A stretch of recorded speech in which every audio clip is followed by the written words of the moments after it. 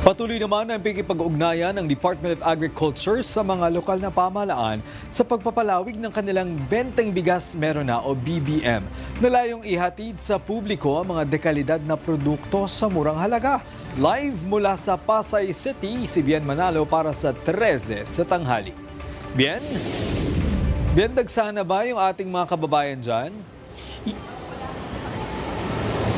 Yes, Greg, umarangkada na nga ngayong araw ang benteng bigas meron na o BBM ng Department of Agriculture dito sa Pasay City.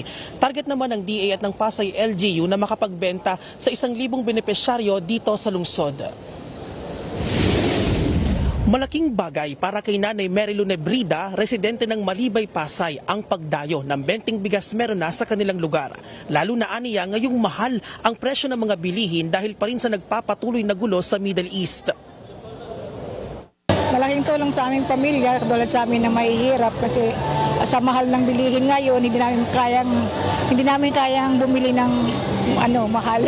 Sana matulungan nila kami na magkaroon kami ng yung mga katulad nito, yung mga murang bilihin.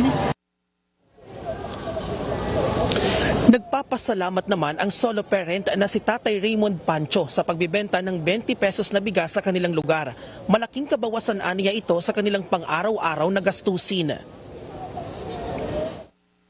Para sa akin po, malaking bagay po kasi po, dalawang anak ko po may autism, hindi po ako makapag full-time work, kaya po part-time. Malaking tulong po sa akin to kasi po sa taas ng presyo ng bigas ngayon, 60, di ba? Napakalaking bagay po. Salamat po sa mga proyektong ganito po. Tsaka sana po, hindi lang po sa mga PWD senior, sana po pangkalahatan po sana yung ganitong proyekto po. Greg, target nga ng DA at ng Pasay LGU na makapagbenta sa 1,000 benepisyaryo sa paglulunsad ng benteng bigas meron na dito sa Pasay. Makabibili na rin ng benteng bigas sa mga palengke ng Pasay. Matatanda ang noong nakaraang taon nang simula ng DA ang pagbibenta ng benteng bigas. Alinsunod ito sa adhikain ng gobyerno na ilapit sa publiko ang mga pangunahing bilihin sa murang halaga. Target nito ang mga nasa vulnerable sector. Kabilang na dyan ang mga senior citizen, persons with disabilities, solo parents at mga benepisyaryo ng 4Ps. Siyempre po, ito ay talagang proyekto ng ating Pangulong Bongbong Marcos na talagang gusto ko po makipagtulungan para maiabot natin sa ating mga kababayan yung 20 pesos na bigas na meron na. Well, ito ay tamang-tama at talaga naman naangkop sa panahon ngayon dahil nga nasabi mo, magmula nung nagkaroon ng gera sa Middle East, ang fuel tumaas. Lahat po ng commodity items ay lalong tumataas. Plano naman ng Agriculture Department na palawigin pa ang kanilang benteng bigas meron na sa iba't ibang lugar sa bansa.